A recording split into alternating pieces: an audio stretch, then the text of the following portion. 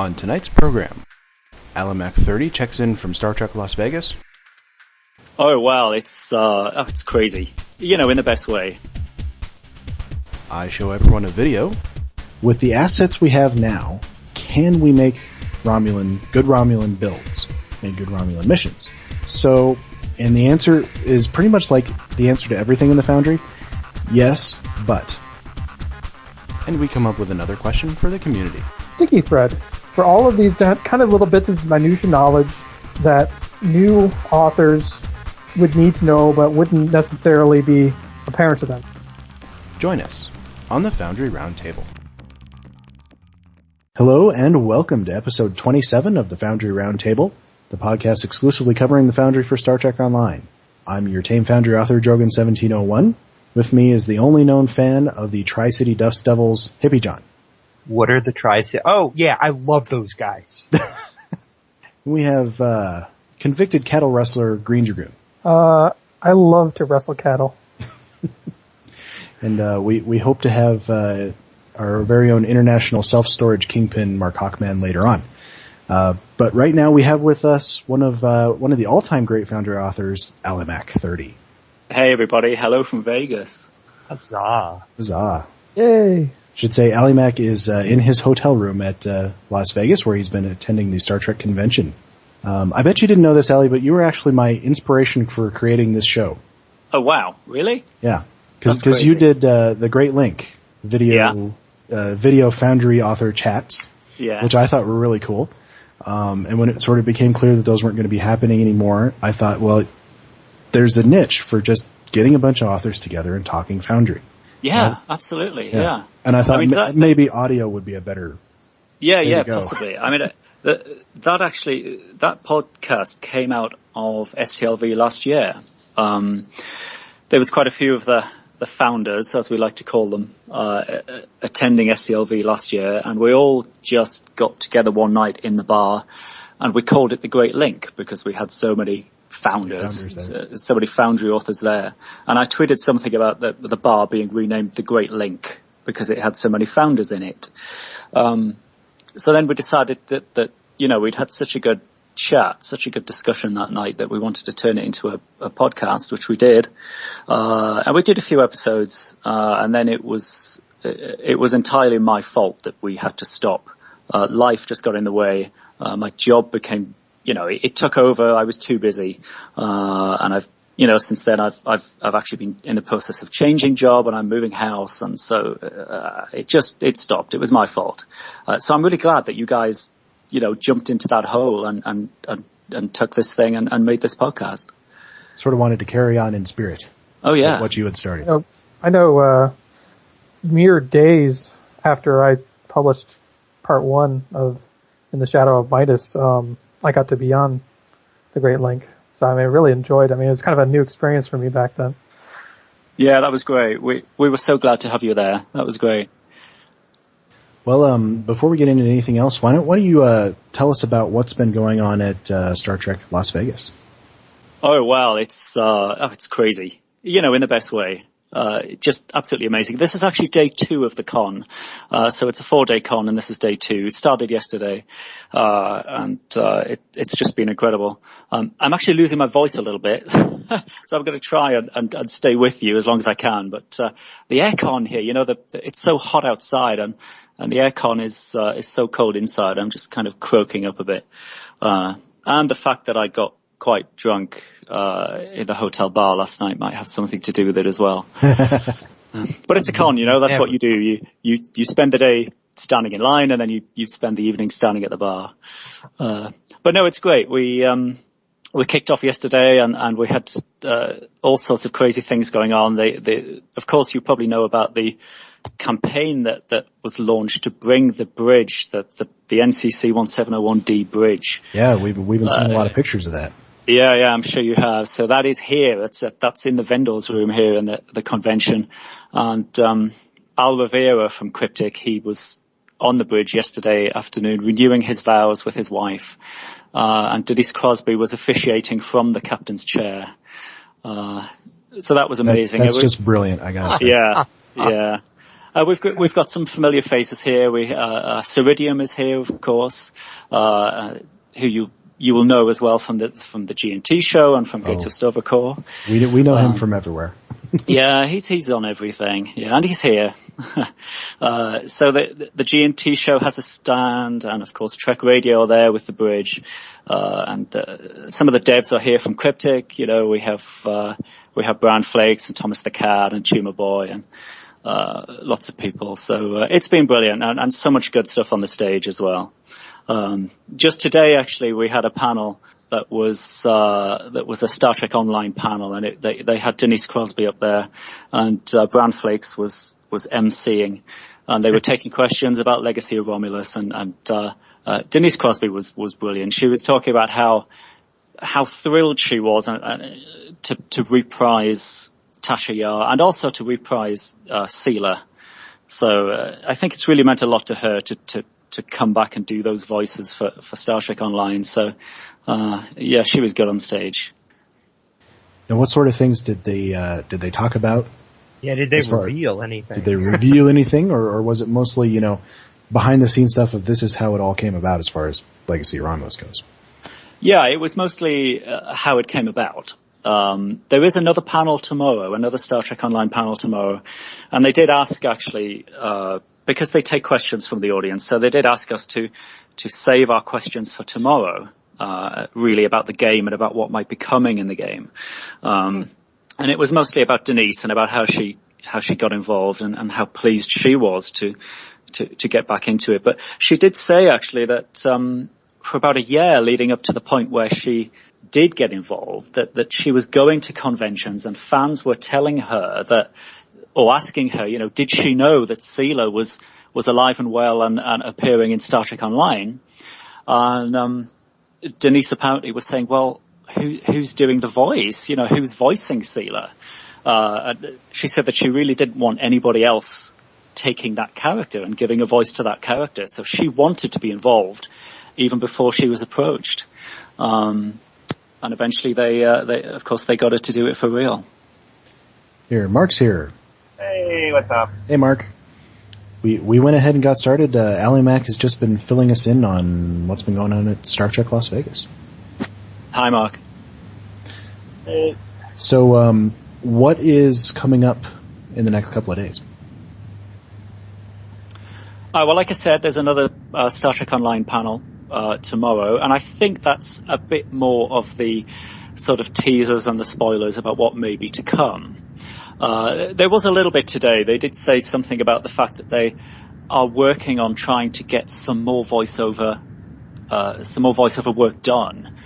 They did say that Denise Crosby would be coming back to do more Seela.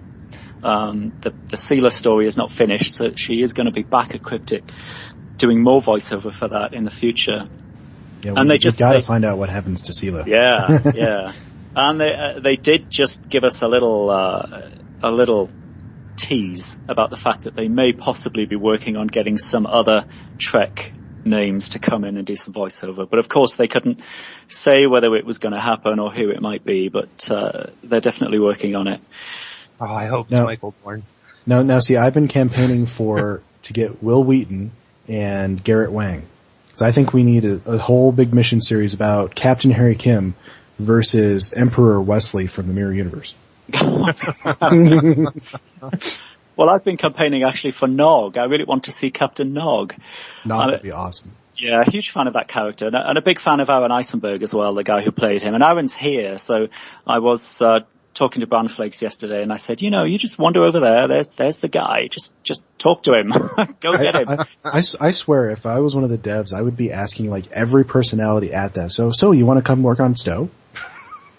Well, I would just think about the people that we already know. The people that we already know enjoy things like this, like Aaron Eisenberg. I mean, he goes to gaming and sci-fi conventions just as a fan sometimes. And that's the kind of person that would probably do this sort of thing. So, yeah. There's a lot of... Maybe Will Wheaton, too. Just by fan introduction. I see that, Thomas the Cat posting his Twitter pics of all the people he meets here, and he met John Eves, who of course did some work on a lot of the films and did some work for Perpetual when they were doing Star Trek Online. And I tweeted him back, I'm like, ask him if he wants to work on Stowe. Because I've seen some of his designs. It's really cool stuff. So awesome. Sounds like a lot of fun. Yeah, pretty good. And also tomorrow evening we have another event, with the STO devs, which is drink with the devs or hang with the devs or get pissed with the devs or something. I don't know, but we all go to a bar, and we just get drunk with the devs. So maybe that's the time to get them drunk and get them really nailed for various stars that we want to get into STO. That would be awesome if they actually called it Get Pissed with the Devs. I thought that's what the forums are called. Oh. Of course, getting pissed means something completely different over in America than it does in the UK. Very true, very true. Sorry, I'm speaking foreign language here. Well, some of us understand what you're saying. Anyone who watches Top Gear, like me. Get all the British slang. All right, let's move it along to... everyone can watch your Dr. So. Let's move it along. We got some Foundry news. It's actually, unfortunately, bad news. As I said in my little breaking news announcement last week, we did briefly get the ability to make Romulan missions. However, it was not working properly.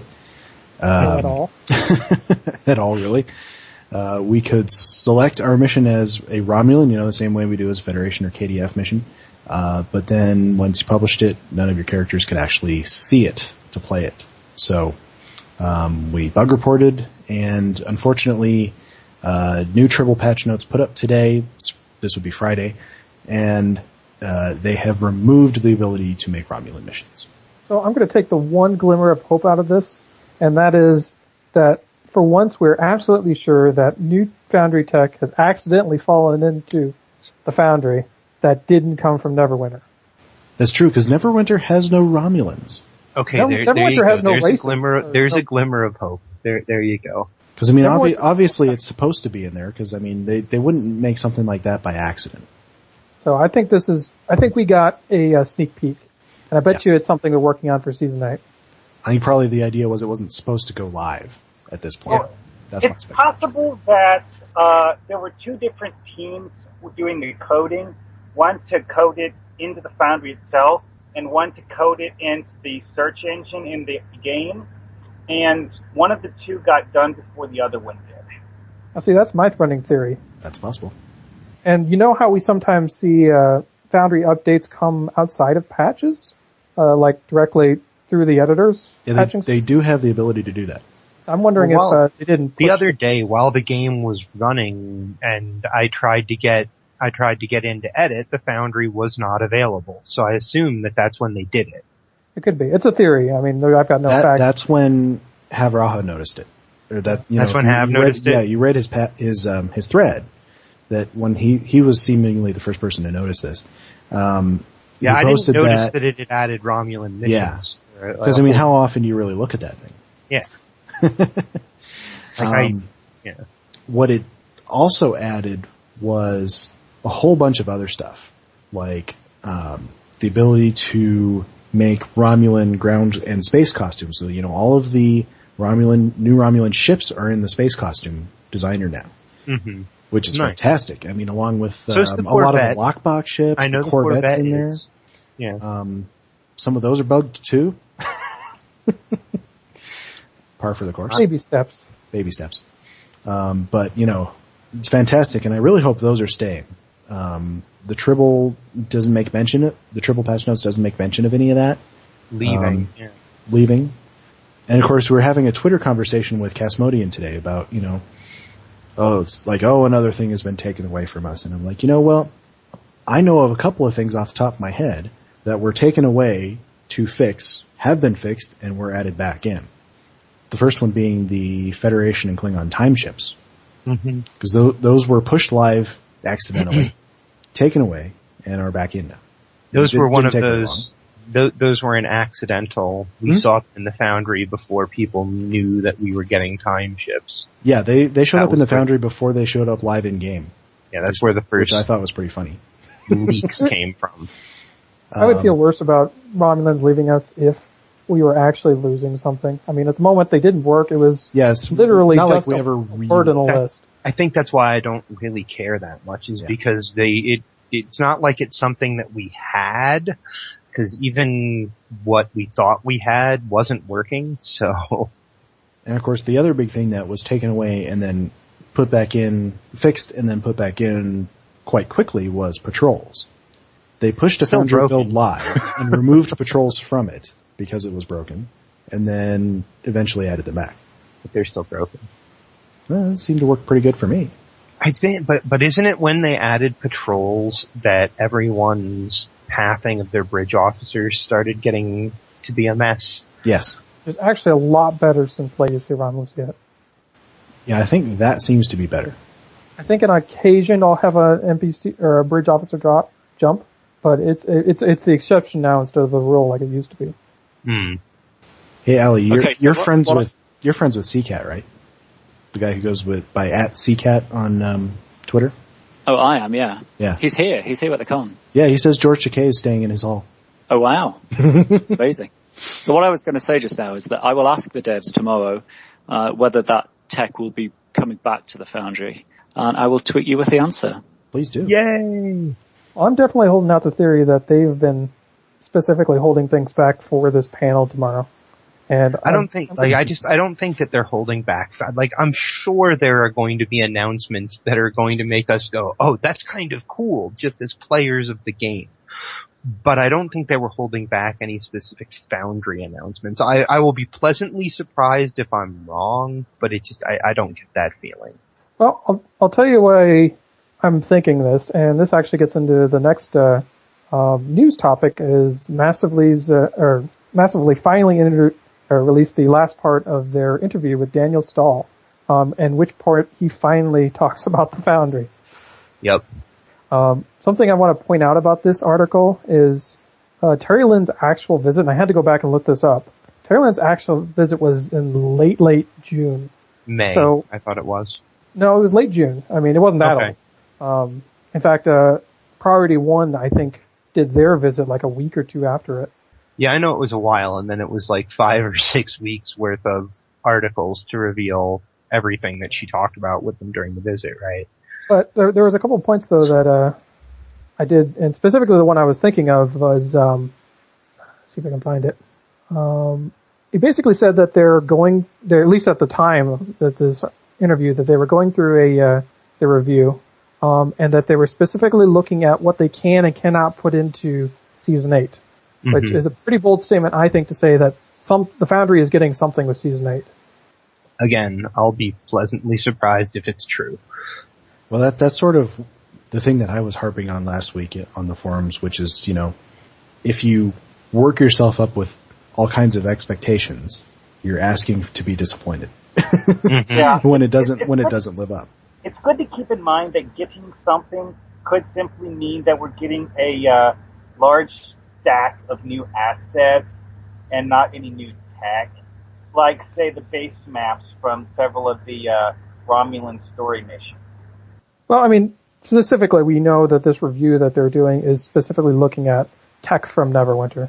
And what can actually work, probably my guess is given the difference in the code base between the two games. Yeah.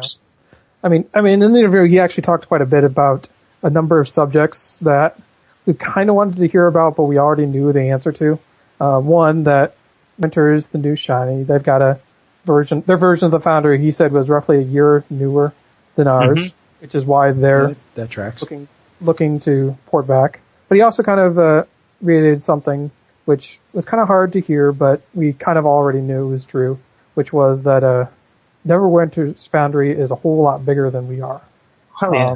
So they're, at least for the foreseeable future, going to be leading development. Here's the funny thing, though. When you go onto the Neverwinter forums and look in their Foundry forums, you see a lot of the same posts that we do. People posting about, we don't have enough assets. People posting, I wish such and such was better. People posting that, how do I get plays? Yeah. So I think that's just they're not kind so of, different from us. I was going to say, I think that's kind of just, we're going to see those things with any version of this tool. But I expected as much as with what you just said that, Neverwinter's Foundry is gigantic compared to ours. It really is.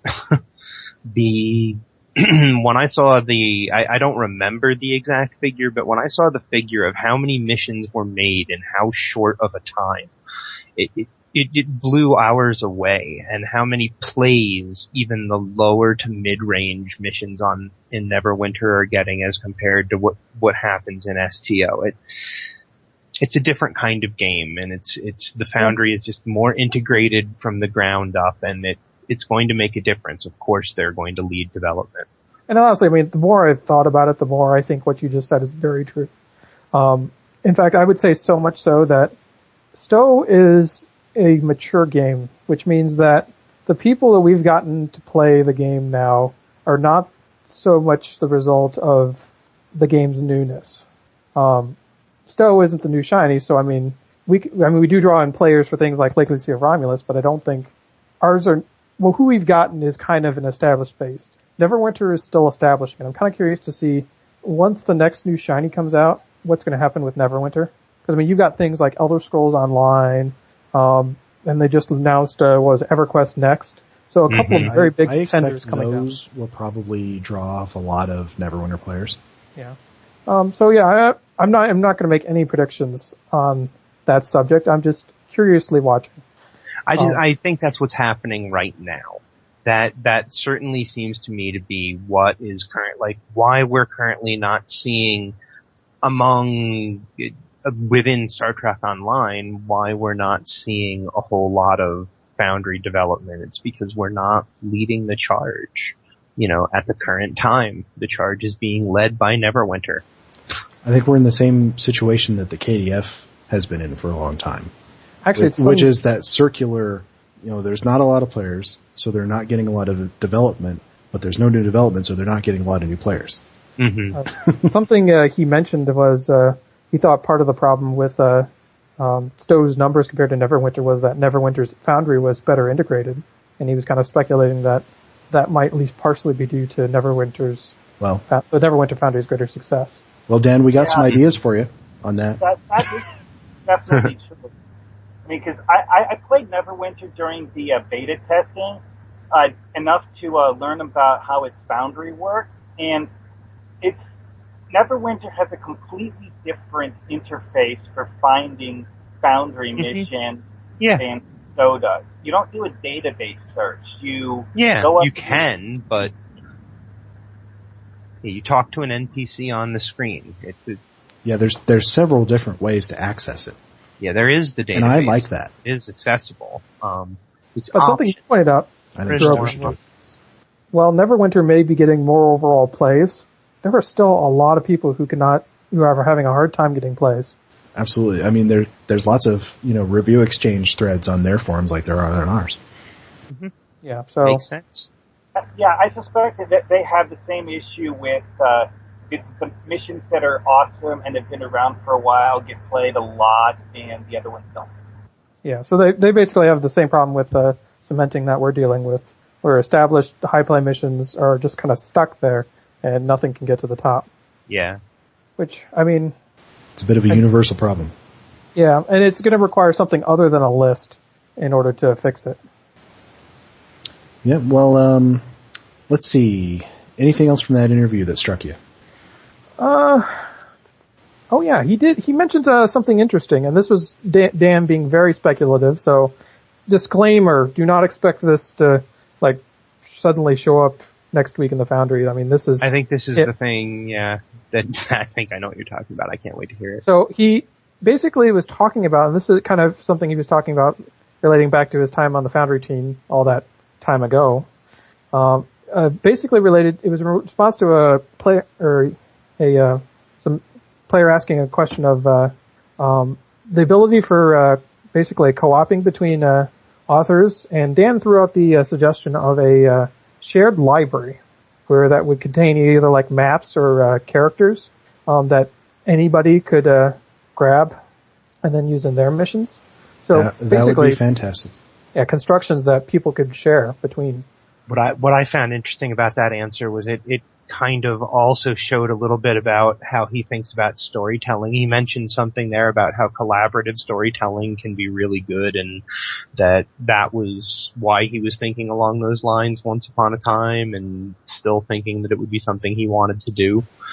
I mean, it's how Cryptic operates, and it's not very cool. I think that the players might want to operate that way too. Yeah. It was like what I said on the forums today when we were talking about, there's a whole new crop of authors that's come into the forums lately, and we're talking about many, many things. But, I was telling him about something that I built, and the guy said, okay, yeah, that sounds great. You know, as long as you don't mind if I steal your idea. And I said, no, please do. Steal my ideas. So, you know, I'd be someone who'd be uploading all kinds of things to that database. Yeah, I mean, I built a number of things that I'm sure could be useful elsewhere. One last note that I made as I was listening to this is he talked a lot about Perfect World's perception of the Foundry, which I found very interesting. Yeah, because they seem to be quite interested in it. Yeah, I'd almost say it. I mean, it kind of comes across like it's very much a foreign concept for them, but one that's got them intrigued. Mm-hmm. Because I mean, he was talking about conversations with Perfect World in China, and about how people who from there have gone over there, who said, I mean, they're literally peppered with questions about it, and that they're looking at how they might integrate it, such UGC tools into some of their other games. All right. Anything from the Frost report that we haven't touched on yet? He's gone on vacation. He is going on vacation. 2 weeks, August 12th through the 23rd. Mm-hmm. I don't know if anyone... So obviously, you know, keep posting bug reports, but don't expect a quick response. We did have a minor fix come through the pipe related to I believe it's related to some of those login errors that we've been getting. Mm-hmm. They lengthened the timeout. So I'm guessing it's just kind of I don't know if it's a stopgap or if it's just it was timing out more quickly than it should have, and that would just... I wasn't personally having that problem, but I hope it solves it for people who do. Mm-hmm. And I guess I haven't heard any more about people saying it's been crashing when they try and make a KDF test character. So I guess that fix has been successful. I mean, that's a really good point. I mean, we kind of like to harp on the bugs that we still have to deal with, but at the same token, they've gotten a lot of the bugs that initially came out of Legacy of Romulus fixed. I wouldn't say a lot. Hippie, have you been building on your KDF character at all? Is that working for you? I've been working on something else, but yeah, I have gone in there. It's working just fine. That's good. Yeah. Of course, they have not fixed. That was not alright. But that was not Cryptic.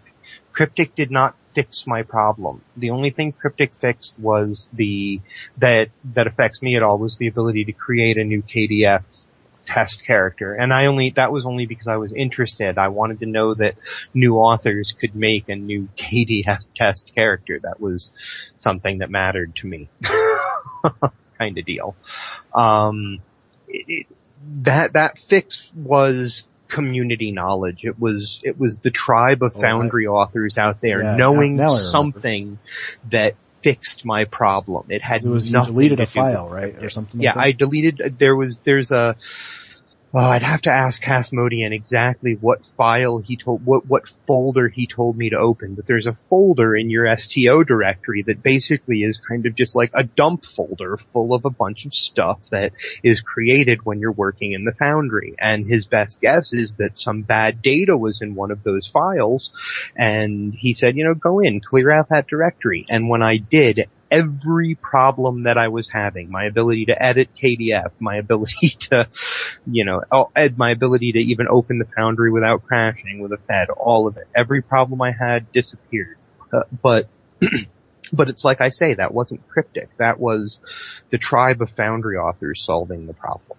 But do we know that problem was affecting anyone but you?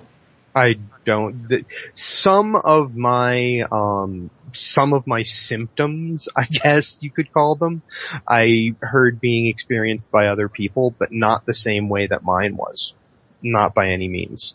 So, well, That's not true. Other people were having the same crash to desktop issue that I was, like the exact same one. So yeah, but we had a multitude of causes for that. That's why it was so hard for them to track it down, because there was no one cause that literally that I think Frost or anyone that was looking for it could go, well, this is why it's happening. Because there just weren't any that we could see.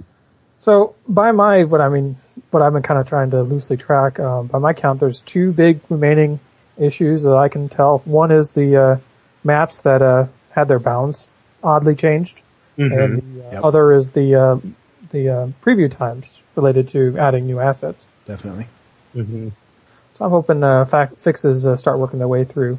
Obviously, Cryptic Frost does not need to be around in order for these fixes to... No, because of course he doesn't make the fixes himself. He just identifies and writes the report. Yep. All right, let's move on to what we've been working on. And Alimac, why don't you start us off? Because I know you've been working on something that's sort of peripherally Foundry related, but not exactly. I think it's awesome. I have a lot of questions. So go for it. Yeah, okay, so it's sort of related to the Foundry. I have 3 Foundry missions, and the second of those is City of the Pole Marie, which, has had quite a lot of exposure, since I first published it a couple of years back.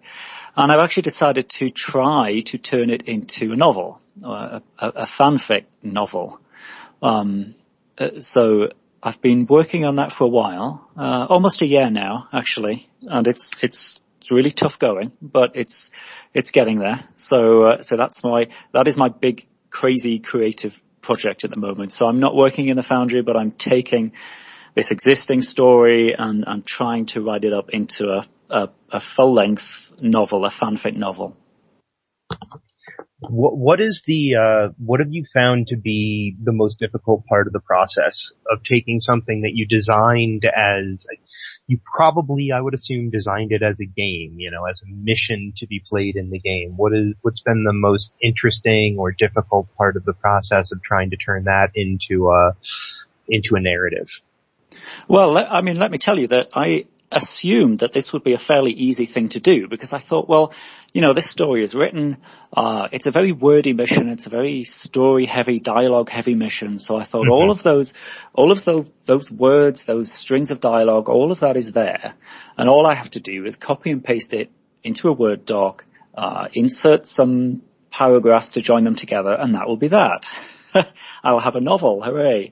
But that could not be further from the truth. It is, you cannot do that. And I'll try to tell you why, or I'll try to explain the problem that I found in trying to turn a Foundry mission into a novel. And that is that at the center of a Foundry mission, there's a hole, because that's the hole that the player sits in when they go through that story. So there is no main character. There is no protagonist. There will be antagonists and there will be supporting characters and so on, but there won't be a character, a person at the center of that story, because you leave that position vacant, because that is the position that the player occupies when they play the mission. So when you come to turn this into a novel, you need a character, a person who will sit in the middle and walk through that story. So that was the first thing I had to do. I had to work out who's my lead character. And this being Star Trek, if you create a captain or a Starfleet officer, then you can't just create that one person. They're probably on a starship, so you have to create the starship. And then the ship needs a crew, so you have to create the crew. And you end up sort of in the position that the writers of the TV episodes were in that they were writing for an ensemble. They weren't just writing for a single character. So you end up with 8 or 9 or 10 main characters, the crew of the ship. So there's an awful lot of creation that has to go into that before you can even start to rewrite the story, from the Foundry mission into a novel. So, that was my biggest problem, I think, that there was a hole in the middle and I had to fill it, and that takes an awfully long time. And if I could put an estimate maybe on what I've written so far, I'd probably say it was about 10% copy and paste dialogue from the mission and 90% original creation. I'm assuming too, there's each of the characters that you're adding is going to have their backstory as well. Yeah, so that was the first thing I had to do before I could actually start writing the story from the Foundry mission was actually I sat down and wrote biographies for the characters who were going to staff the ship that I had created to experience the story. So I had to write a little bit about the ship and a little bit about the captain and the first officer and the chief medical officer, and you start filling the positions and you have to think of names for them, and you have to think of species for them, and then you have to think of a backstory and how old are they, and I really wrote a lot. I mean, a heck of a lot, just in terms of biography and timelines, and I'm rewriting it as I go along because I find that it was a very useful exercise to do at first, to sort of do that brain explosion, that sort of creative thought exercise of writing biographies. And then when you start writing the characters for real, you find out actually that what you thought they were going to be initially doesn't quite fit. So there's an iterative process of going back to the biography and tweaking it to fit based on your experience of the character. And it's a cliche to say that characters start to write themselves, but they do to a certain extent. And so there is a certain amount of iteration that goes on in terms of going back to the timelines and back to the biographies and trying to keep these characters right as you invent them. Now, see, when I originally heard about this, I kind of expected it to be about Captain Archer and his trip to the city. I kind of thought the same thing. Yeah, you should explain that a little for those of us who haven't played the mission. Yeah, I can explain that. So in the Foundry mission, the player comes to find out that there is an ancient race called the Polmari, and they lived in the galaxy, hundreds of thousands of years ago, at the same time as the Iconians, and that kind of generation of canon races that we've heard about in Star Trek. And they fled the galaxy, and they just packed up everything. They packed up their whole planet basically, and they flew straight up and out, and they now live in a city that they built outside the galaxy. Once every 216 years, they invite everybody to go visit them. So the player gets an invite, and the mission starts, and you find out that 216 years previously, it was Archer who got the invite, and he went to see the Polmari. He took a ship, and he went through a wormhole that the Polmari created, and he went to visit them. I have picked up that in the novel. It's a part of the prologue, basically. You do get, there's a little scene that I've written between Archer and somebody else, and they're discussing this mission to the Polmari.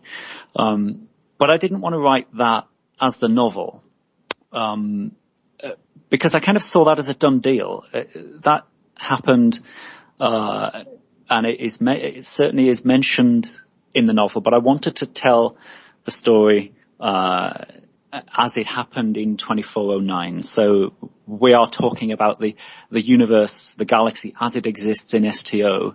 It's 2409, and this is a new ship and a new crew who are going out to have this journey. Sounds awesome. About how far would you say you're into it? Well, I've actually written 6 chapters so far. One of them is the prologue, and I have put some of them online. I've taken the first 3 chapters, I think, and I have posted those on the forums of the G&T Show podcast.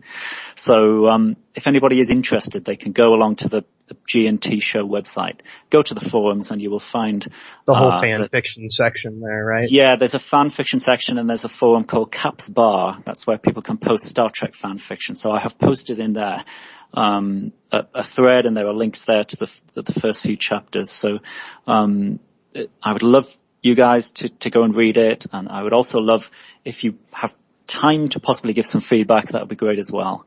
So the first few chapters are up. I think it's the first 3, but I have written 3 more than that. But they're not quite ready for public consumption. So you won't be surprised to learn that I'm a bit of a perfectionist. So I'm not willing just to write a first draft and then stick it straight up. We've seen your maps, so we know. Yeah. So yeah, I have 3 more chapters tucked away that nobody has seen yet. So give it a few months, they may appear online as well. Yeah. Fantastic. All right, Markhawkman, what have you been working on? Honestly, I haven't really had a whole lot of time lately. For starters, I was sick this week, so that sucks. Cut into my playtime drastically. Hope you're feeling better. Mostly. I didn't get any good time to either work on anything or play test anything this week, unfortunately. All right, Greendragoon, what have you been working on? So this week, I kind of hit a milestone. Part 1 actually hit 2,000 reviews, which I figured was a pretty big number. That is an excellent number. I wanted to do something special to celebrate that, and I have been working on a secret project, which I will now make not secret. I am planning to, hopefully around the time that this podcast makes it live, to put out a teaser trailer for Part 2.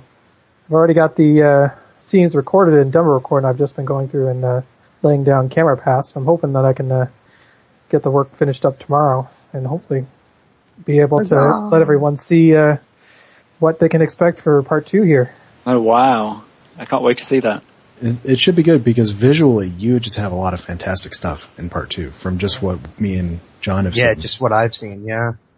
Alimac, you're not the only perfectionist. Must be difficult for you guys because I'm such a sloppy bastard. Same here. I honestly, like, one of the big questions, since we're talking about what are you working on, Arya, how about adding a little bit of that is how do you do some of the things? Because I've heard a lot of people talk about, like Ali, for example, that you use math like crazy in making your maps when you put them together. That you figure out coordinates and you do, like, I don't know how you, like, what process. I'd love to know more about that process, honestly. Yeah, it's definitely a lot of maths. And for you, Dragoon, what you do to get little things like joints of walls meeting up and things like that. Like, what process do you guys go through with all of that? Well, I mean, if it's in the horizontal, it's not too hard because you can just look and see it. Right. It's when you move into the vertical that things get really complicated. Yeah, it does. And actually the Paul Marie mission is a great example because the space city that I built it has transparent floors and it's multi-level. So there was zero, margin for error. People could see right through that thing from the top to the bottom. So it really had to work, right down to the third decimal place really on all those coordinates. And I did that, just partly through setting it up in spreadsheets and just working out how far to move things on each of the 3 axes to get them lined up, and just sitting there and putting an object in, clicking preview, taking a look, running around it, and then going back, shift it a little bit, press preview, go back, shift a little bit, press preview.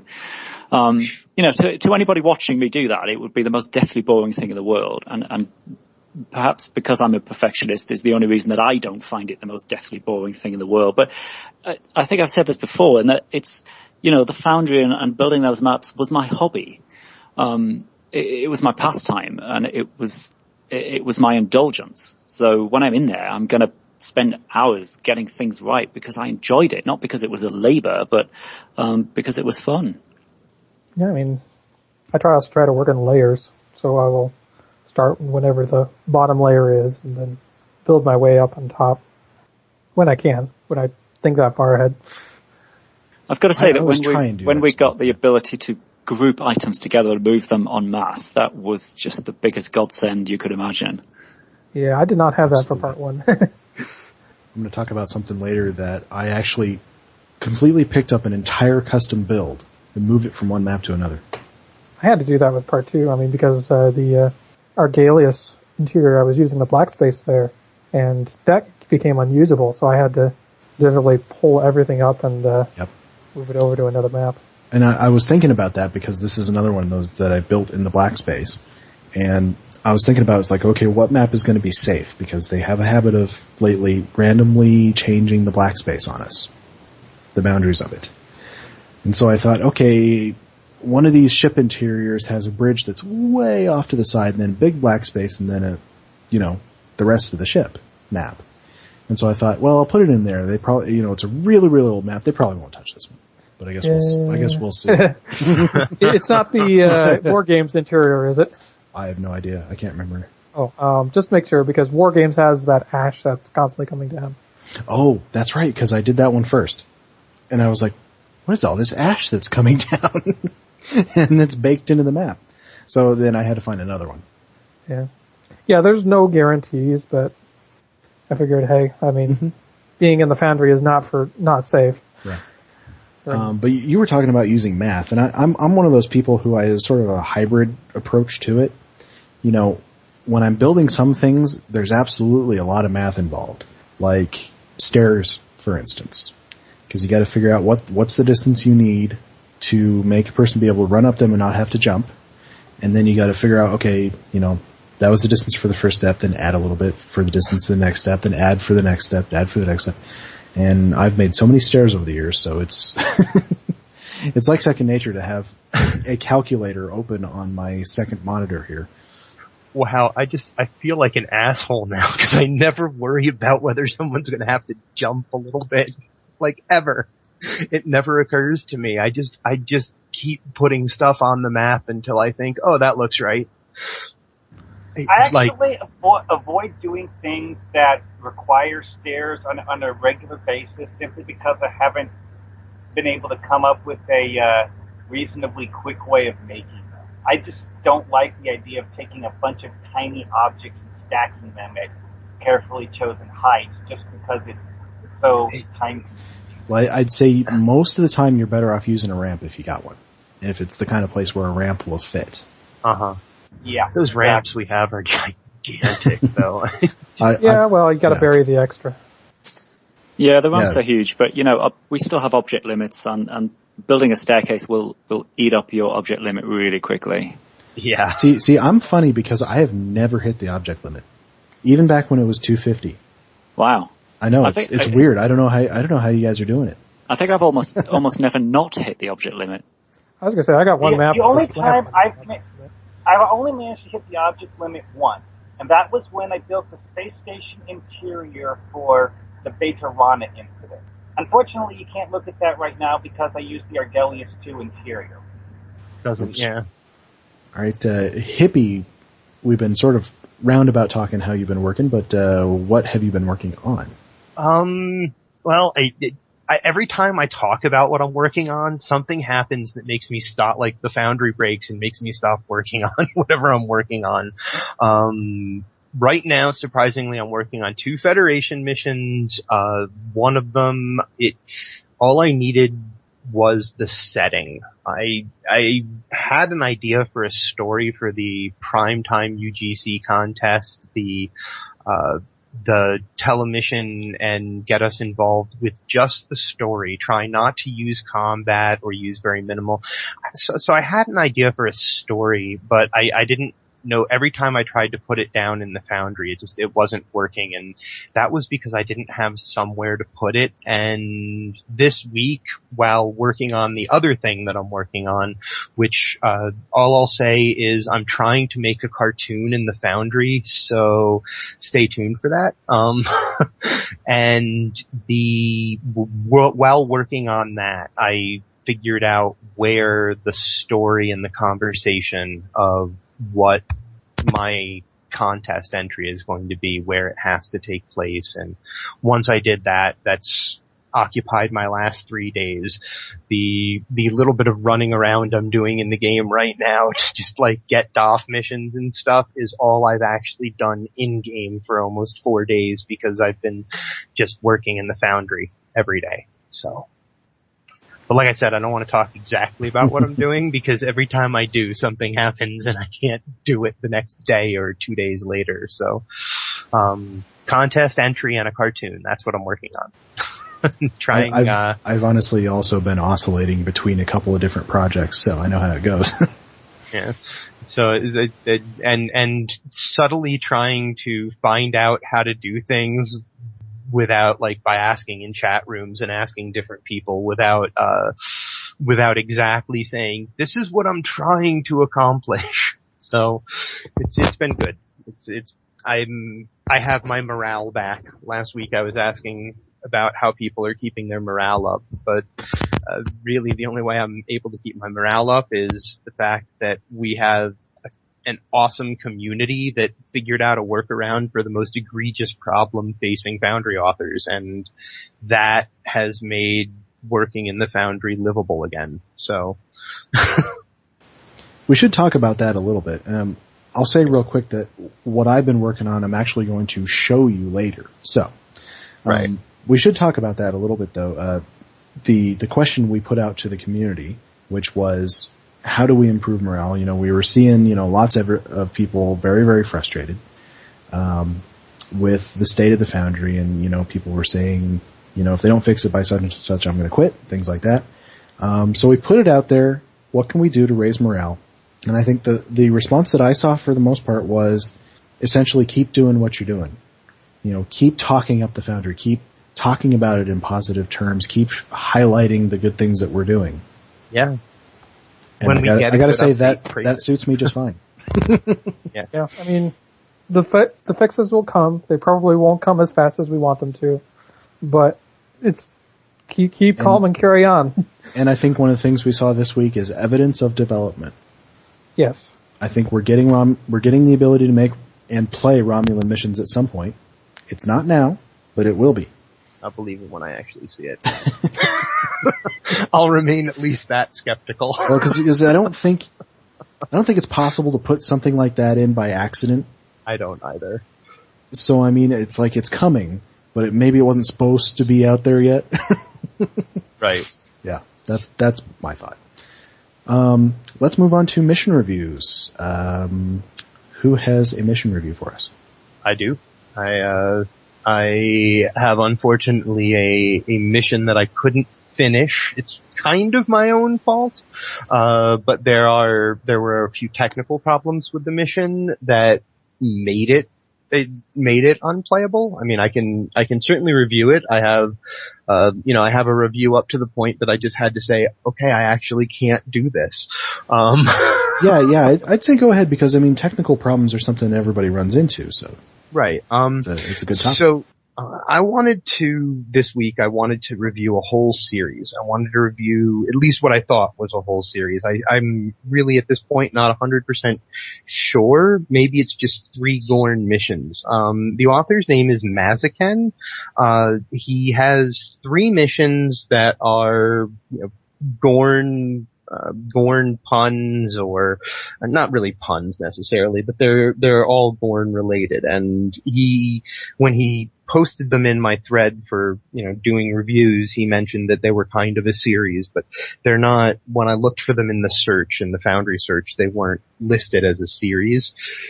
So I went ahead and grabbed the first one that he told me to grab, which is called Here Today, Gorn Tomorrow, which, the first thing is, I'm not a fan of Gorn puns. So, the title didn't catch me, but that doesn't mean it was not going to be a mission, that wouldn't catch me. I looked at it, it's got almost 500 plays at this point. It's got a pretty good rating, 3.92 actually, when I played it. Where are those plays in mine? Yeah, it's actually a pretty fun mission. I enjoyed what I was able to play of it. And so here's why it was my fault. I play the game on either advanced or elite. It's the only way that I have fun.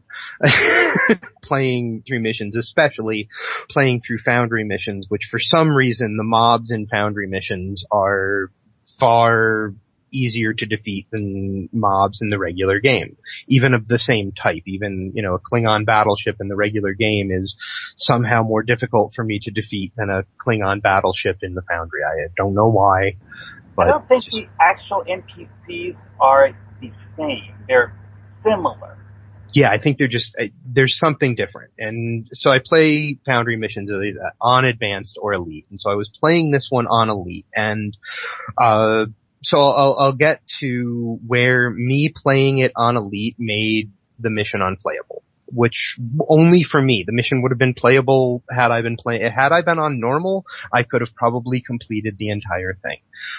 So the first thing that I got from it was that he said that I'm going to rescue a Gorn colony from Federation invaders, essentially. The place that he's having me do this is the Alhena system, which it's pretty far away from where I imagine Gorn space would be in the game. So, it's okay, it's a colony, but it would be a really distant colony. And as far as I know, the Alhena system, it's not supported to have any colonies or even be able to support them, as far as I know, by at least the loose canon of Memory Beta, which, Memory Alpha only has it listed for its one appearance in a show, listed as a possible planet during the search across the galaxy. But even in game canon, Alhena is the place that there's a huge deuterium mine in the asteroid field that's around it, and the planet isn't really stable. So I accepted, okay, so we're in the Alhena system. It felt that using that system as the system felt out of canon, in both in terms of Trek itself and in terms of the game canon. The start of the mission was really straightforward. Go to where the Federation have attacked and take care of the problem. It was, I want to say, there's nothing wrong with it. Maybe it was a little too straightforward for me. I didn't get any sense of mystery, which I kind of, when I went on to a Gorn mission, the second one in the series is called The Hegemony Strikes Back. And part of this is there's kind of this unofficial kind of storyline that seems to run through the game for people who do things like I do, which I stand around the first city ever since I started playing Klingons. So that's ever since I started playing the game and got to 25th level and was able to create a Klingon. I've had one, and I would do things like listen to what NPCs say around the city, and there's a whole lot, and you find it in DOF missions as well. In Federation DOF missions, you're able to contact Gorn separatists, and if you listen to the first city and sometimes down at the Academy, the Gorn are not happy with being under the thumb of the Klingon Empire, at least some of them. There is certainly this kind of rebellious attitude, and I kind of thought that's what I was gonna see, but it's okay that I didn't. It was really a kind of a straightforward, go fight the Federation because they're attacking this colony, kind of find out why and all of that. So I arrive at the system, and there were some fights in the space map just outside of the system, and those fights were way too easy. Now, maybe it's, I kind of got the feeling it's because the space map isn't where any of the important stuff is really happening, so it's just, you fight them to know that they're there. You fight the Federation ships in orbit just to kind of get the feeling that the Federation is there. Because the real action is taking place on the planet, and this is where I ran into the technical problem that, because I played it on Elite, made the mission something I couldn't finish. Now, I'm gonna go back and play it on normal so that I can finish the mission, because I was having fun playing it. The story isn't, the story isn't what I was expecting, but it was certainly there. It certainly felt right. There was one point where there wasn't an option in dialogue, and what my captain was expected to say wasn't at all what I felt like my captain. It was one of those kind of put a voice into my captain's mouth, and it didn't work. But it only happened once through what I had played through. Now, the issue was that when I beamed onto the planet's surface, he did this kind of cute little joke of, you beam into water and, hey, you've got someone remind me to kill that transporter officer later, or something like that. And that was all kind of, that was all kind of fine. But where the spawn point was, 2 of my boss materialized inside of a rock, and they were trapped there. So as I started to move forward through the map, I have to start fighting my way through these Federation squads that I think were either commander squads, at least a couple of them were commander squads, and rather than having my full away team that I would normally be using and setting up phaser turret or disruptor turrets and getting things prepped and making sure that everything was ready to go, instead I've got nothing except for my melee tactical buff and my doctor. And I found the first fights where you were going along, and it's one group at a time. It's one commander group at a time. They were difficult, but they were doable. So they were just taking me longer than they would have normally. They were difficult, but they were doable. Then you reach a point after fighting 3 or 4 of those squads where 4 or more probably commander and captain level squads beam in. And he's got other Gorn squads beaming in to assist you and back you up, and it's supposed to be a really, a really big kind of awesome fight in this courtyard. Unfortunately, I was caught in this big awesome fight with 2 buffs that were not at all suited. If they're going to be the only ones I had, they're certainly the last 2 that I would have wanted in that situation.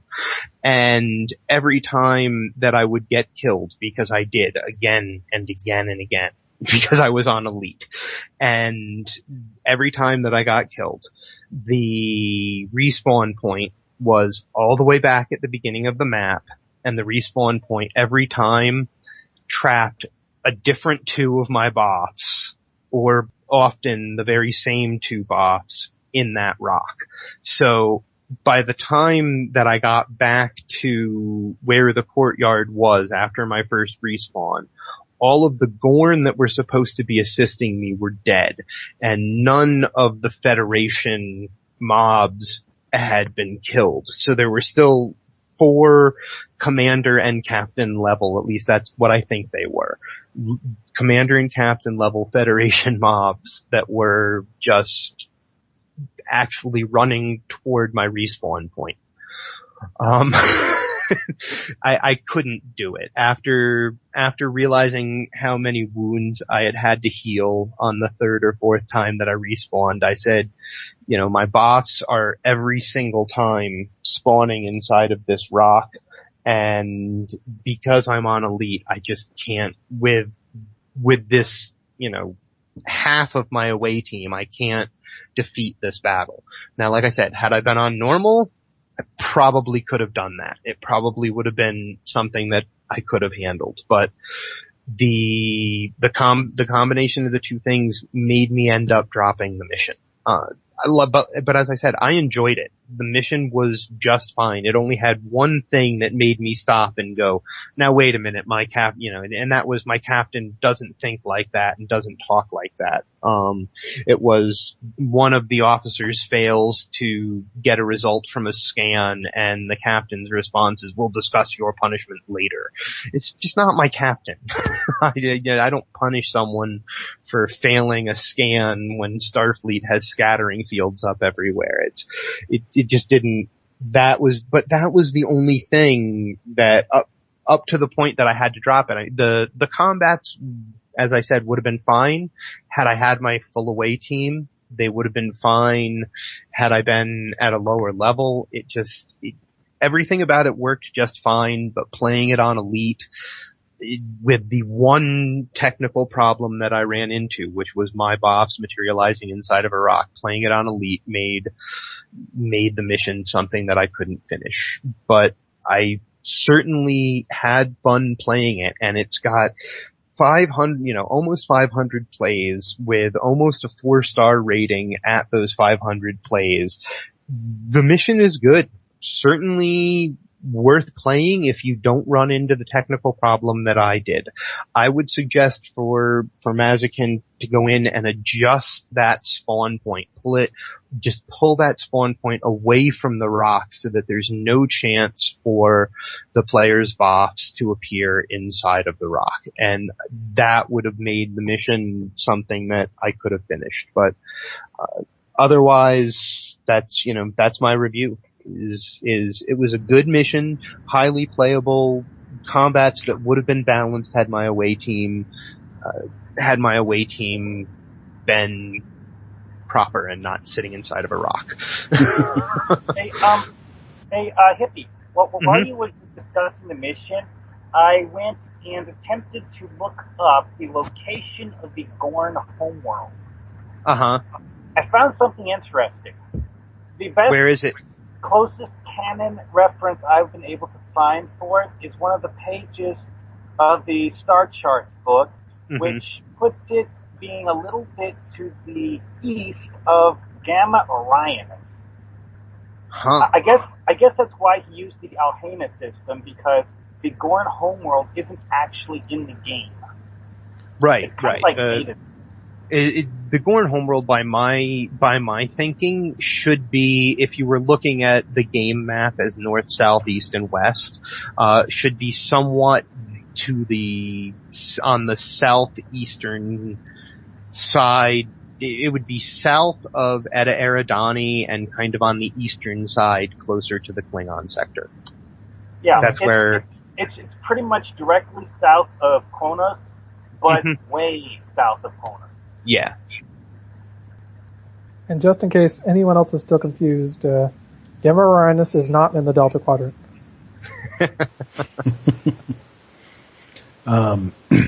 Who else has a review?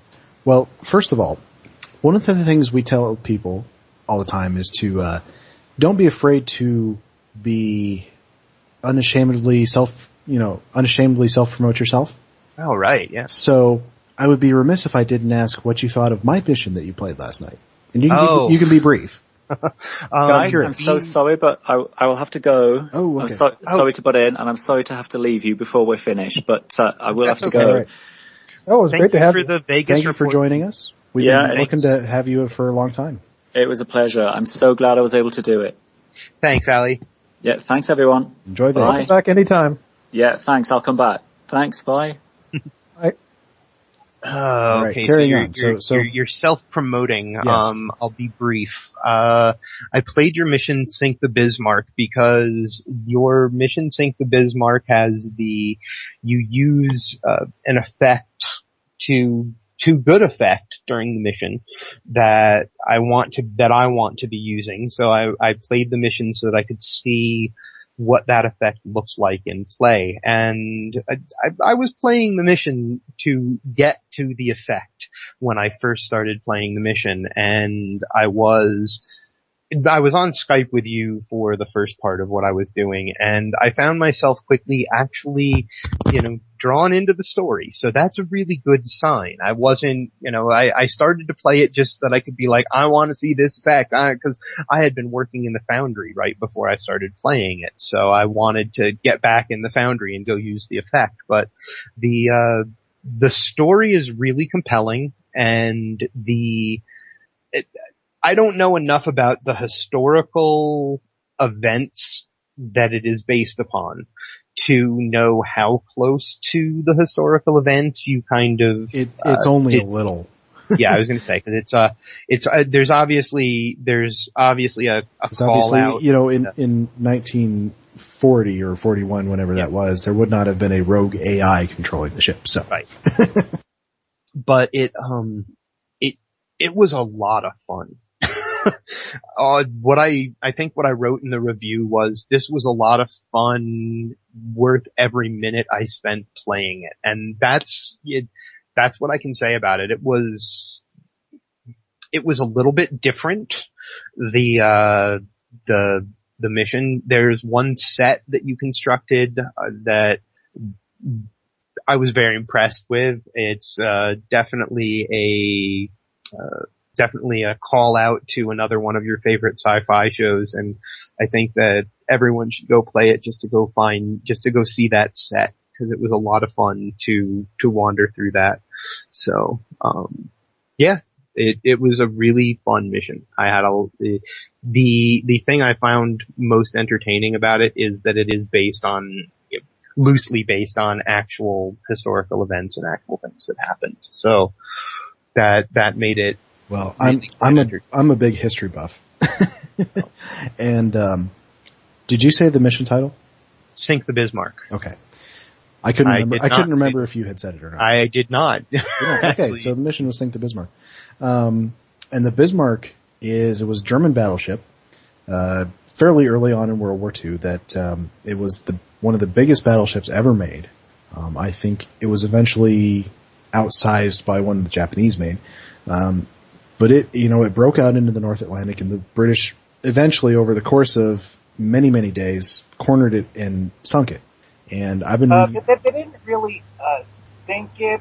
They blasted the heck out of it until one side of the ship's superstructure was heavier than the other, at which point it capsized. Yeah. So the ship was so heavily armored, they weren't able to put a hole in the waterline. They had to make the ship lopsided and make it capsize to sink the stupid thing.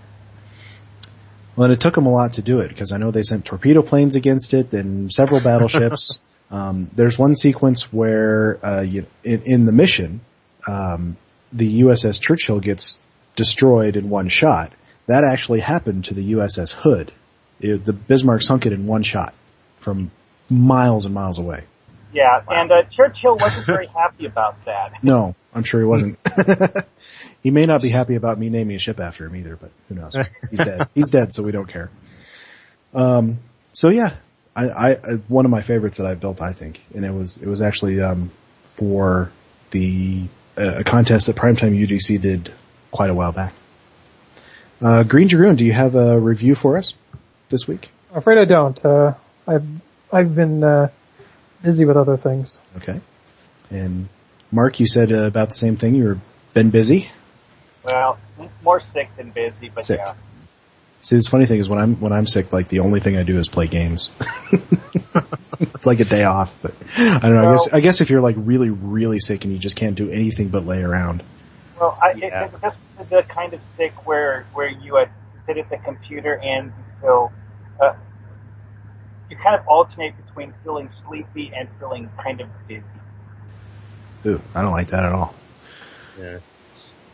Well, it's one of those flus that gives you a bad headache and makes you all baby. Yeah. I'm glad the internet can't translate germs. Or transmit germs. Transmit germs. Could probably translate them for you. Yeah. Well, I have a quick review, because it's a pretty quick mission. I played An Unexpected Discovery by Norger 1. And actually it was a mission that's very similar to the one that I played last week by Stouts, which is you go to a system, investigating, something to do with the Borg. A cube shows up in this case, and the cube is disabled. You don't get any readings from it. So, there's some cool stuff in the first part of the mission where you actually send an away team in a shuttle to essentially crash through the outer hull of the ship to get inside, because for plot reasons you cannot transport in. I thought that was cool. Obviously that's something you can't really show in the Foundry, so he has to tell you about it, but I thought it was a cool thing. And I always like in Foundry missions where the author has me sending my crew to do something rather than doing it myself. Because that's often something that, a complaint that is registered a lot against Stowe, which is, why am I doing these things? I'm an admiral, shouldn't I be sending my crew to do these things? So I appreciate whenever an author does that.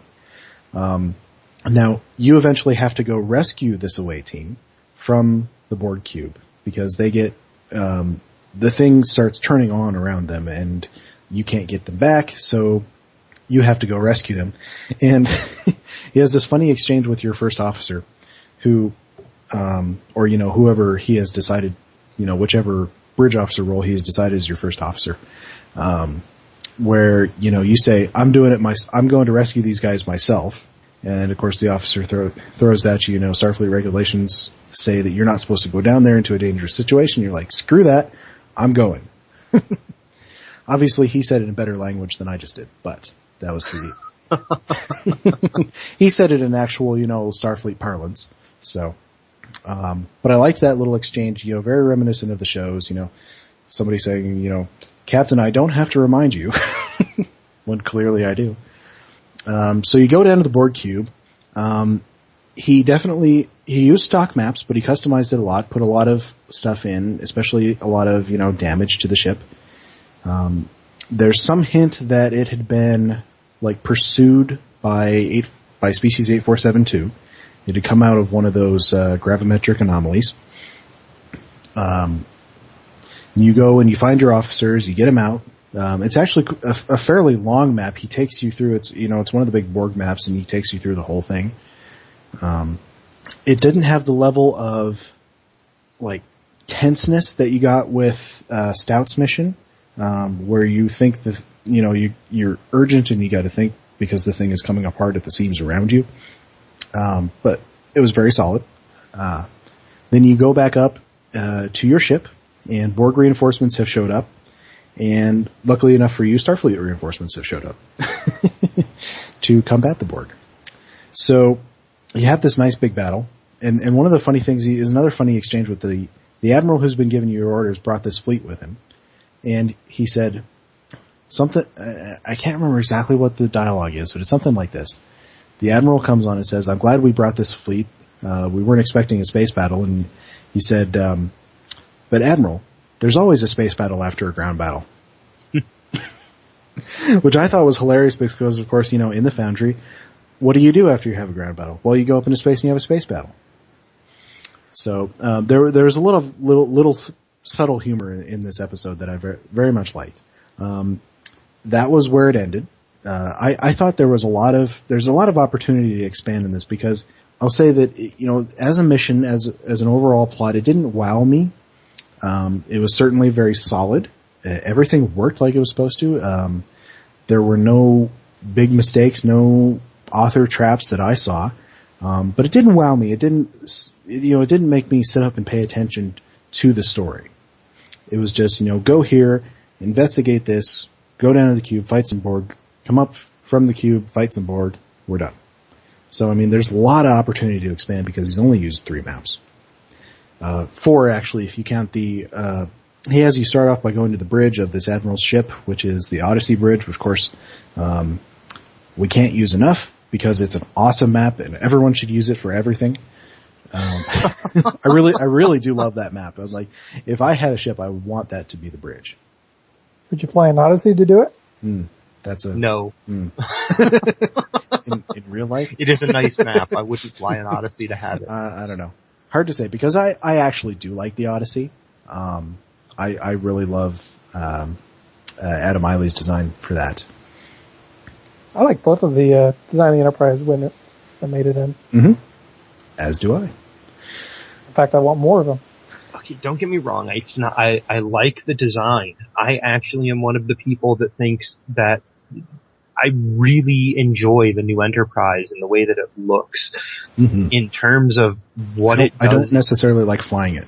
I was going to say, in terms of what it does in game, it's not the kind of ship I want to fly. So that's why I wouldn't fly one just in order to have that bridge. I personally like heavy cruisers, and one of my characters actually does use the free version of the Odyssey as their main ship. All right. Well, I definitely think it's a very solid mission, and I hope to see more from that author because I think he's got a good future in the Foundry.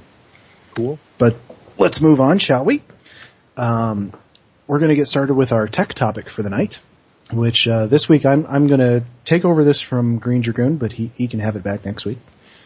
Because I was sort of inspired by this business because we suddenly had the ability to make Romulan missions. We know how that turned out, but suddenly last week we had it. We're all very curious. And this was put forward by several authors, including Kirkvat and Havraha, is with the assets we have now, can we make good Romulan builds and good Romulan missions. So, and I looked into it, and the answer is pretty much like the answer to everything in the Foundry. Yes, but. And we'll get to the reason for that later. But I made a little video. Add this video. First I'm going to give the link, because it's on YouTube, to my fellow podcasters here. Don't pause it. Don't start it just yet. I'll let you know when to start it so you can watch along with me as I commentate over this thing. And I will add this to the YouTube versions of this podcast. So obviously the audio-only folks, you'll have to go watch the YouTube to see it. But I took it upon myself to sort of highlight the Romulan assets that we do have. And they're very easy to find for the most part because they have Romulan in the title. So you just go into the asset list in details and type in Romulan. So I put them all together and we're going to showcase them in a little video. So everybody got it ready? Ready. I do, yeah. Sorry, I was in the Foundry doing stuff. Yeah. I already know what we're going to see. I was there. Yes, he was there because I recruited the help of my lovely assistant, Miranda Mayhem, interstellar pop star. Intergalactic even. Well, she's not a pop star. Not a pop star? Music superstar. Music superstar. She can't pop? Be defined by a genre, man. Bingo. All right, everybody ready? Indeed. Okay. We're hitting play. All right, the very first thing we have is a chair. Like most other chairs, you kind of sit on top of it. We have all kinds of different consoles. This is one of my favorites here. It is the console Romulan console repair. It's a little bit different from the other ones. I think it's kind of a cool look to it. It's got more of the generic texture to it. Yeah. These are the console walls, which are meant to be set up against a wall. Some of them have some crates with them. Some of them have those big generators. These are some more of the ones that are that are labeled as console wall. I like those big generators myself. And then we got a really big one there. It's even actually taller than this particular map. Okay, now this is a room full of crates. As we all know, crates are an integral part of Foundry building because there's just crates everywhere in the Star Trek universe. There's even a damaged one. Actually, in this room is pretty much every crate that there is possible to make for Romulans. My favorite are these curved ones here. They're sort of like half circles. Or quarter circles. Quarter circles, something like that. And there's some that are sort of jumbled up, and there's some that are very straight. We have some tables, one of them with chairs around it. Walls, of course. Walls are a big one. We have this wall, which is the longer one, and then we have one that is shorter in that sort of very ornate green style, and then we have this one, which is the ship wall. We have three different pillars, one with consoles, one big fat one, and one with no consoles. Generators and generator pieces, and then there's a door, and one of my personal favorites, a civilian banner. It says civilian banner, but it actually does have the Romulan Empire logo on it. There's a few things from the Nopada map, like this weapons and the Colosseum lights. There's a couple different versions of those. And this little thing, tapestry. Are the lights not gigantic? Unfortunately, they're kind of all gigantic. We have a couple of statues when you get to the exterior. Three different kinds, the two birds and then this one here. Lamppost. Those are all labeled Romulan. Some of these are in the buildings. We have a couple of spires. And then buildings. We have lots of buildings. This is just a small portion of them that we have there. Now I told you I was going to tell you one of the things I've been working on. This idea sort of jump-started me into working on a Romulan mission that I've been doing. This is ones that I've sort of been converting over from half-finished Fed missions. And one of the scenes takes place inside of a shuttle bay. So I needed to build a Romulan shuttle bay. And too bad Alimac isn't here anymore because I actually based this off of one that he did in one of his missions. The one you're talking about. Hey, that looks nice. Mm-hmm. Using the ship walls, using the crates. Originally this called for it to be a shuttle bay. Now we don't have any Romulan shuttles, so I changed it to make it a cargo bay. I'd say personally never be afraid to change your ideas based on availability of Foundry assets. Thinking about those quarter circle crates and wondering if you could build a shuttle out of those. If you can do it, I want to see it. That'd be cool. I used some of those Coliseum lights in the corners there. There's ones that are just the single bank, there's ones that are big bank of lights and ones that are single light. For these little things here, I sunk some of those flashing warning lights into the floor. Obviously there's force field to make sure you don't get sucked into space. So I think it's really turned out very nice. It's actually a 2-tiered thing where you got another tier of surface there up above. And we'll finish up with a shot of Miranda dancing. That's why you were asking me about that prop. Yeah, I wondered if Hippie knew about it, which he does. So the answer is yes, you can create pretty good Romulan builds in the Foundry. There's a lot of assets to do it. However, and this is the yes but part, but we do not have stuff from the awesome new art that has appeared in the expansion pack. All of this stuff comes back from the kind of Romulan art that the game shipped with, that was in those Romulan missions. Yeah. And we do have a few things that were introduced in Season 7, but, it's nothing particularly awesome. I think it's mostly the FOs. And there's a few other things, but I think it's mostly the FOs that we have that are from Season 7. Yeah. And of course, beyond just assets, beyond just objects, there's also NPCs. We have the ability now to put down friendly Romulan and Reman mobs that are, dressed up as Romulan Republic characters. So we got friendly mobs, we got friendly space mobs, we got all of the Romulan stuff in the character creator now. It's not complete. The Romulan stuff in the character creator, we cannot make the Romulan Republic military uniforms. All it is the civilian stuff, like, what you'd see on the guys on the Viranak colony. So, it's a yes, but, and I think we can really make some fantastic Romulan missions with it. And I can't wait to see what people come up with. All right, discussion topic. Who's got one for us? I don't know if I have a whole topic, and it's not a huge it's more of an opinion, and it's not it's a positive community opinion, but not necessarily a positive overall opinion. So I don't know whether to bring it up as a whole topic or maybe a question. I'm not sure. Go for it.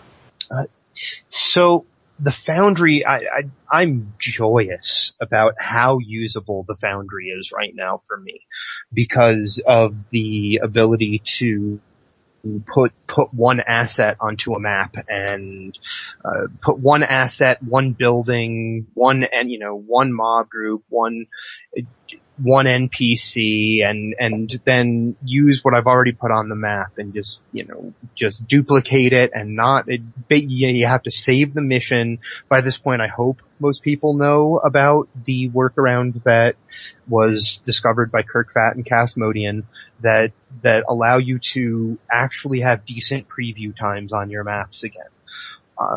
That makes the Foundry workable, and that's why before I said that the slow preview time was the most egregious bug that we've been dealing with. It's the thing that makes it the most difficult. I also agree that the missions that were affected by the map sizes changing and now their waypoints and their objective points and such don't exist on their maps anymore. That's really bad as well. But the reason I feel like the slow preview time is the worst thing that we've been dealing with is because it makes working in the Foundry next to impossible for someone without a Herculean level of patience. And so the workaround has gotten us back to being able to do 20-second, 30-second load times on maps, and that's amazing. Now, the thing that I want to talk about is that didn't come from Cryptic. Our ability to work in the Foundry again at a reasonable pace didn't come from the company.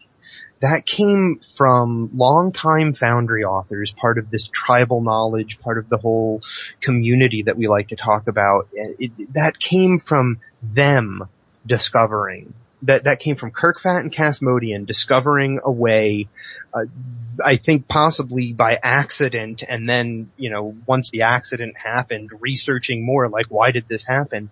But they figured it out, and nothing came from the company that except for, we're really glad you have this workaround, which, great, thank you for being glad for us, but so the thing that bothers me is that we've had a couple of small fixes as well, and I'm not going to discount the fact that Klingon character creation has been reestablished. The crash to desktops that people seem to be experiencing are not being reported anymore because I think that they've been dealt with.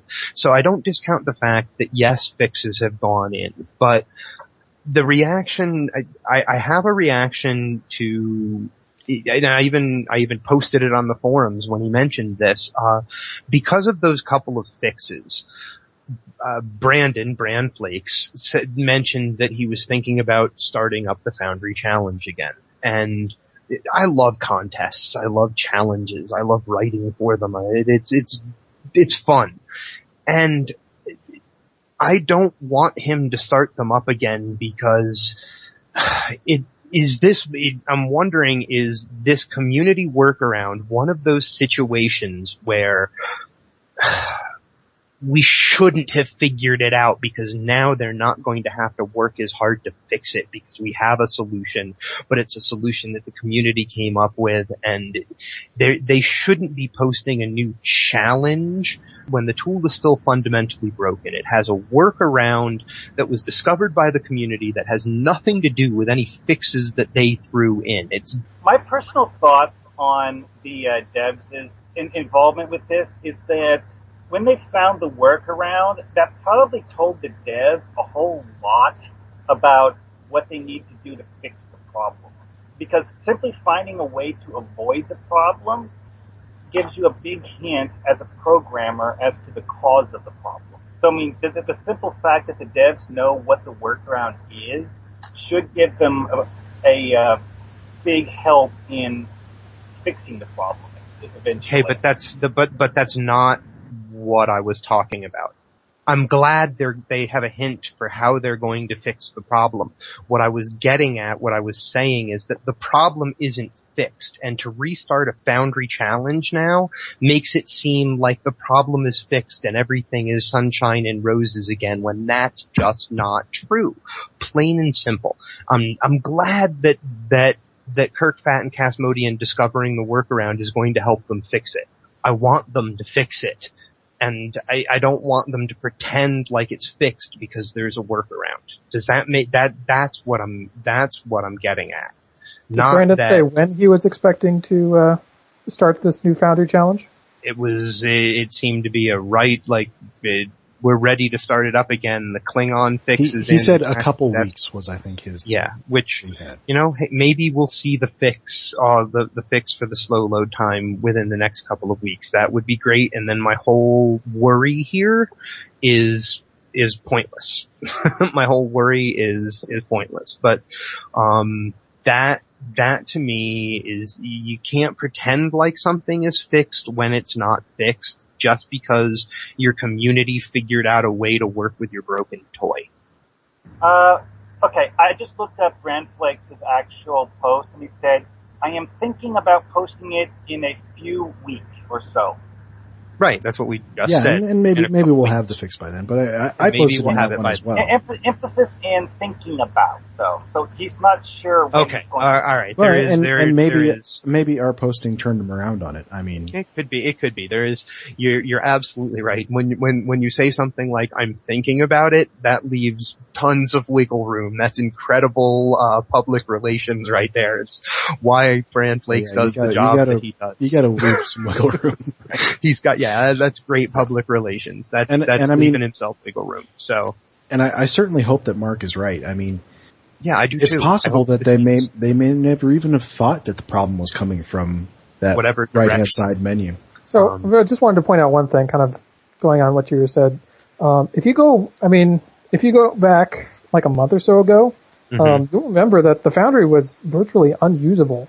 I mean, doing anything at all. I mean, let alone preview was like molasses. I mean, you'd be waiting 2 to 3 seconds for anything to happen that you did. Yeah. And that was fixed. The fixes are coming. They're just not coming as fast as we want them to. The bug fixes are never as fast as the players want them to be. Of course not. No, not ever. And not even just in this game either. Right. It's that's kind of just indicative of MMOs. I mean, yeah. Let's not worry about new problems. We got enough to worry about right now. Oh, and I want to talk about Space Gators if I can, really briefly. Because some people thought I was really silly for posting that thread. Like it made no sense and it was ridiculous. I posted a thread in the forums this week called Squirrels Are Not Squirrels. And a couple of people I have thought that that's a ridiculous thing to worry about. And I certainly don't want it to be a priority unless it's one of those things that they literally just have to go in and type in the word EPO into a text field and then everything changes. That'd be great.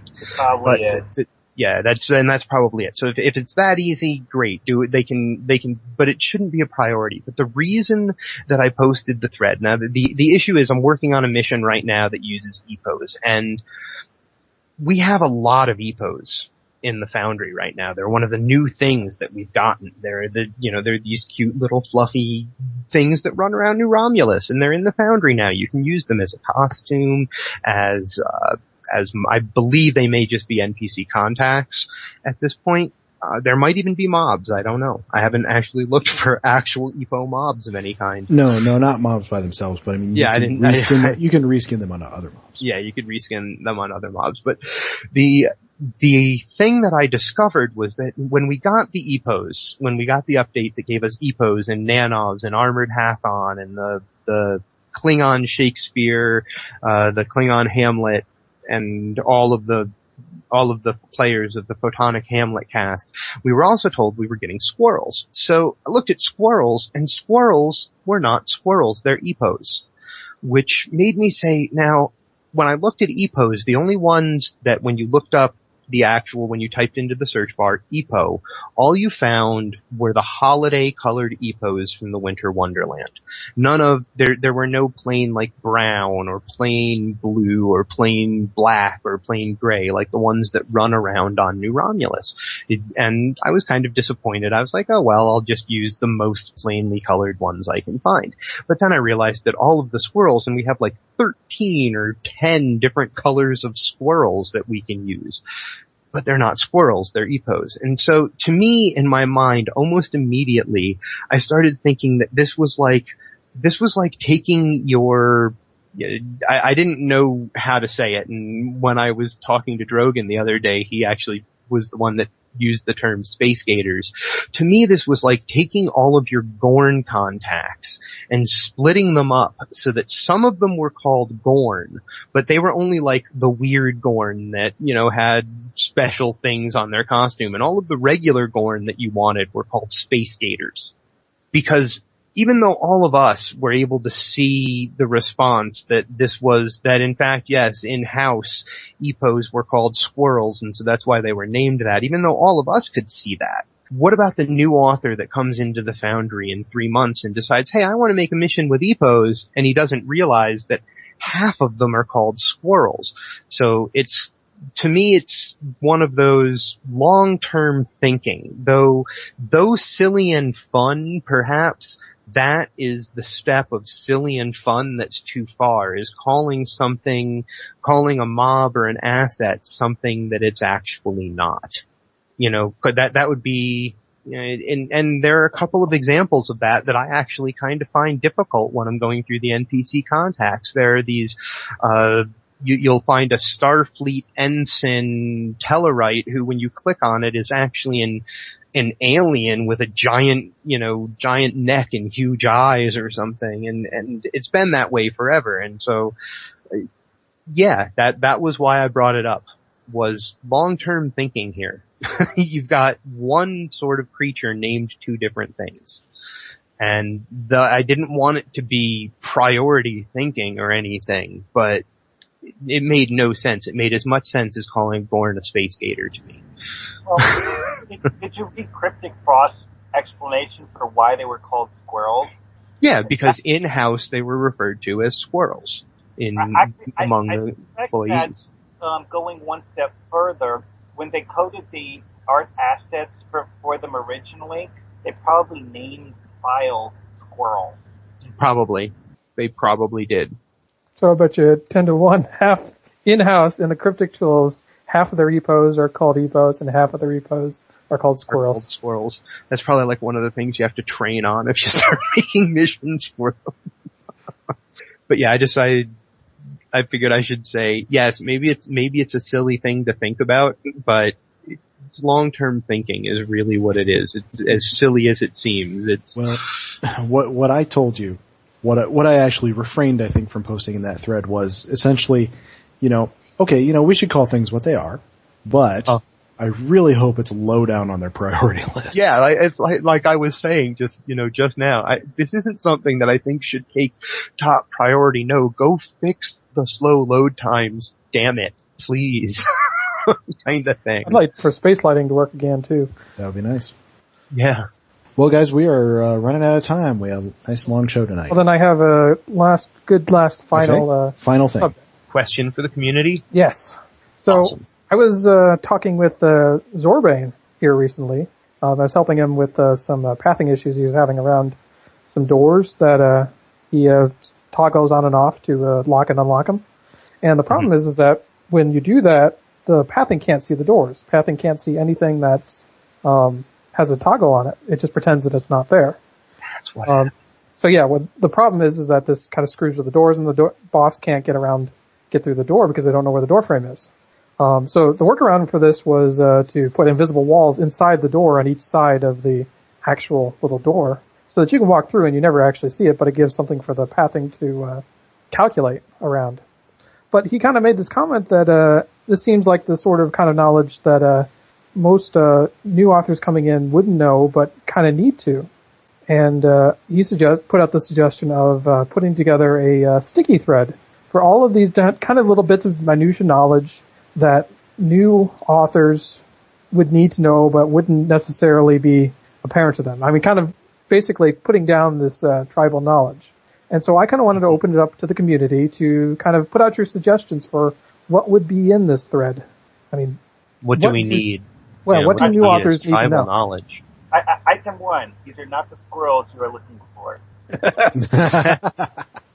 Yeah, that sometimes things are not what they're named. That's kind of an important one. I mean, we have Empress Sela and Hakiv. Most people don't know that.